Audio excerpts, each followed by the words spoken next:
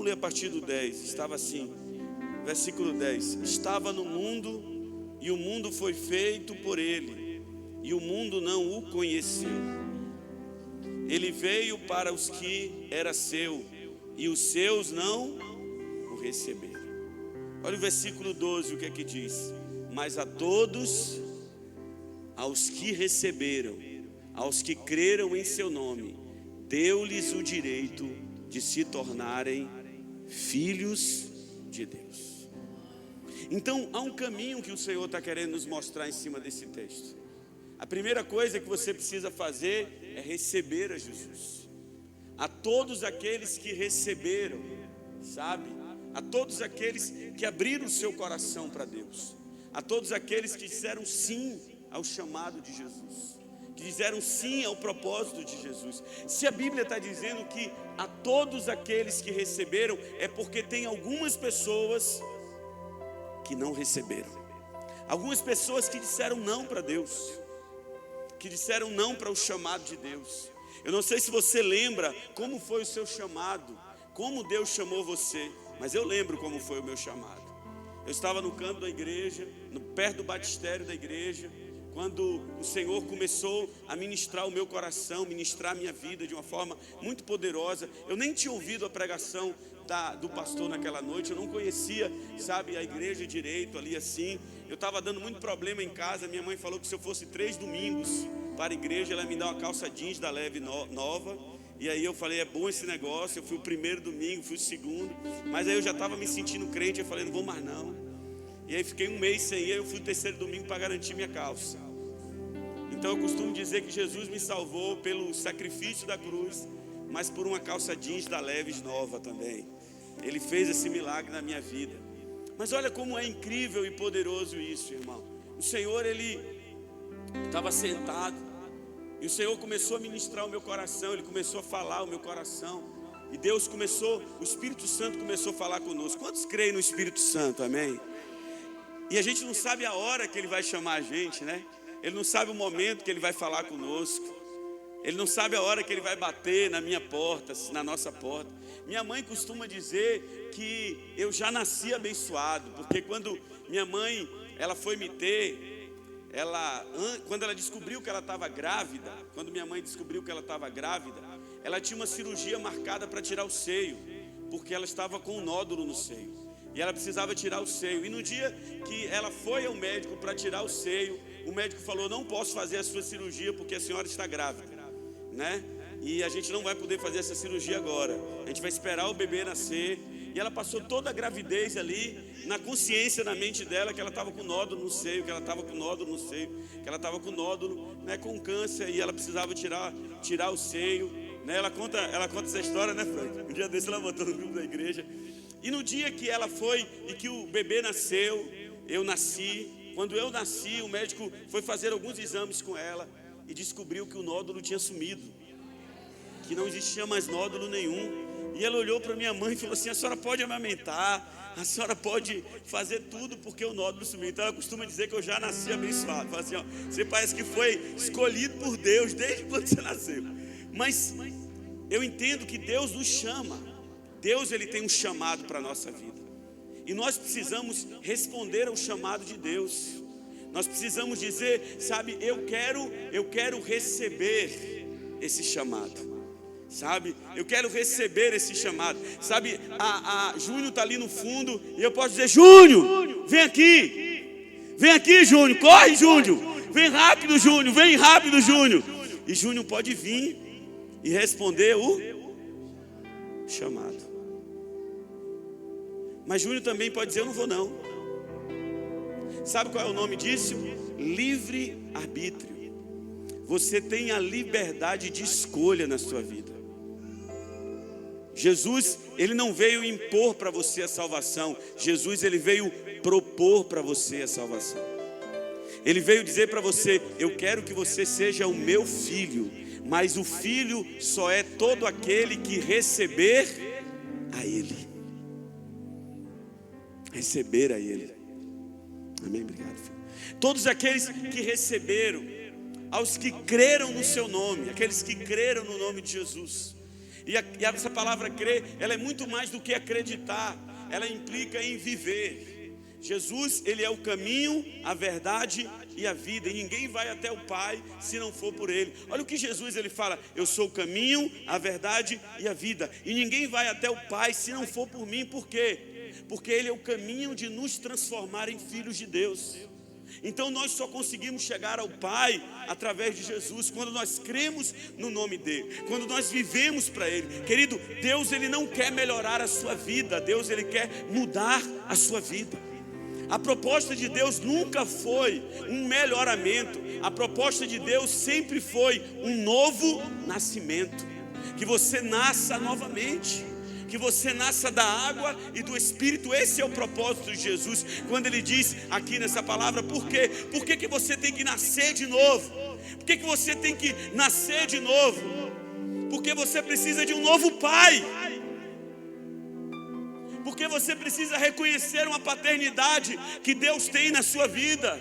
Você precisa entender, irmão, que Deus não quer apenas um culto da sua vida. Deus ele não quer apenas, irmão, sabe, vir na sua vida de vez em quando, ou quem sabe conversar de vez em quando. Ele quer cuidar de você. Ele quer ser o seu pai. Ele quer ser o seu pastor. Ele quer guiar a sua vida. Ele quer, irmão, fazer, irmão, aleluia. Ele quer fazer na sua vida como um pai faz com seus filhos.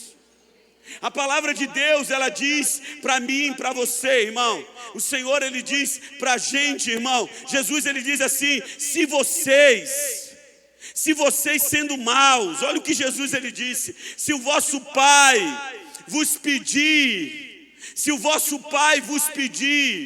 sabe, um pão, quem daria uma pedra? Jesus, ele diz: se vocês sendo maus, vocês sabem dar boas coisas aos vossos filhos, quanto mais o vosso Pai Celestial vos dará tudo o que vocês pedirem. Então a proposta de Deus não é uma proposta só, irmão, de, sabe, ter um culto legal para você. Deus, ele quer ser o seu Pai. Durante 400 anos, a terra, ela ficou sem a voz de Deus. Entre o Antigo e o Novo Testamento. Entre o Antigo e o Novo Testamento, nós vamos ver isso. Em muitas Bíblias tem uma página em branco, não sei se na sua tem, mas entre o Antigo e o Novo Testamento tem uma página em branco, que significa os 400 anos de silêncio de Deus sobre a face da terra. Deus não falava com o homem. Deus não tinha profecia, não tinha palavra de Deus, não se levantava nenhum profeta. Deus não estava falando com o homem. Mas em Mateus capítulo 4, o Senhor ele rompe os céus e volta a falar com o homem. E sabe qual foi a palavra que Deus disse? Este é o meu filho amado, em quem eu tenho prazer. Por muito tempo nós conhecemos o Deus Todo-Poderoso, mas Jesus veio nos revelar o Pai amoroso. Mas o Pai, irmão, não é apenas um Pai que faz aquilo que eu gosto, aquilo que está no meu coração, porque muitas vezes acontecem coisas na nossa vida que a gente não espera, que a gente pergunta assim: onde é que está Deus? Quem já perguntou isso aí? Eu já perguntei, irmão. Às vezes são coisas que a gente não entende, são coisas que a gente diz assim: como é que um pai vai permitir que eu viva isso? Mas eu vou te falar uma coisa: Deus, ele sabe muito bem aquilo que o filho dele precisa. E eu sou um filho de Deus. O mundo pode te chamar de evangélico, a Rede Globo pode te chamar de evangélico, mas você é um filho de Deus. Eu sou um filho de Deus. E quando eu entendi que eu precisava receber a Jesus, eu precisava crer em Jesus, e eu teria o direito, porque quem dá o direito de eu ser filho, sabe quem é? É Deus. É Deus, não é eu que me dou o direito. Não é eu que digo, eu vou ser salvo. Tem gente que acha que Deus tem que aceitar ele do jeito que é, e que Deus aceita. Irmão, deixa eu te falar uma coisa: se Deus hoje mandar toda a humanidade para o inferno, é isso que a humanidade precisa. É isso que nós precisamos. É isso que nós merecemos. Precisamos não, merecemos. É isso que a gente merece. Nós somos rebeldes, somos distantes de Deus, fazemos as nossas próprias vontades, vivemos no pecado, transgredimos, pensamos mal do irmão. Isso é a nossa natureza pecaminosa. Mas pela misericórdia de Deus, que significa o quê? Significa Deus colocou o coração dele na minha miséria. Pela misericórdia de Deus, eu sou salvo. Eu já vi gente dizendo assim: mas eu não acho justo Deus fazer isso. Quem somos nós para entendermos o que é justiça, irmão? A gente não sabe nada sobre o que é justiça. Quem sabe o que é justiça é Deus. E a justiça dele, aleluia, é perfeita, aleluia. Então Deus, ele nos deu o direito, aleluia, diga: eu tenho direito.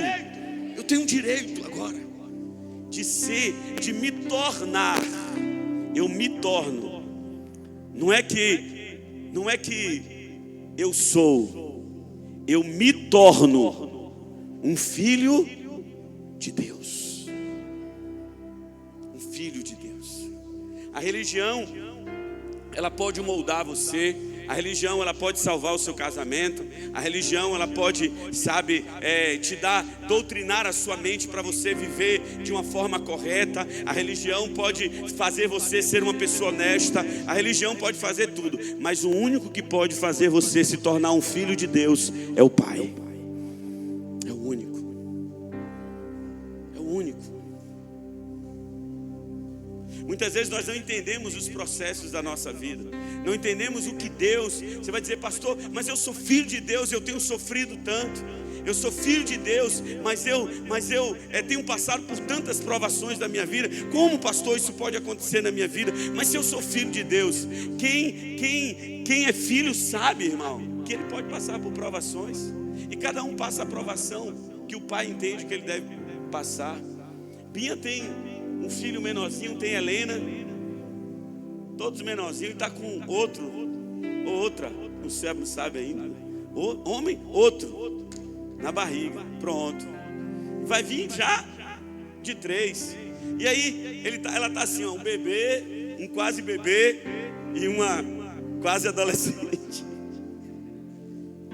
Sabe o que eu acho interessante, irmão? Que cada um tem um desafio da sua idade. Cada um tem um desafio da sua idade. Uma vez eu cheguei na mesa que estava na minha família.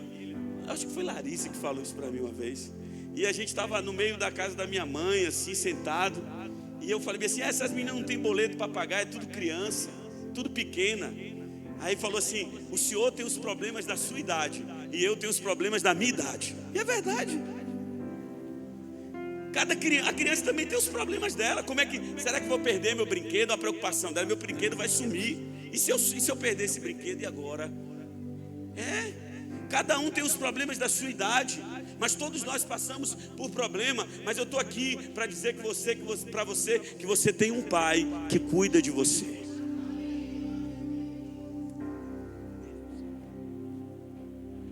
Você tem um pai que cuida de você. Você crê nisso? Deus cuida de nós. Deus cuida da minha vida. Deus cuida da minha história. Deus cuida de mim, irmão. Desde o início da minha trajetória, eu vejo Deus cuidando de mim. Eu vejo Deus enviando anjos para ajudar a gente. Eu vejo Deus levantando pessoas para nos abençoar. Por quê? Porque Ele é o nosso Pai.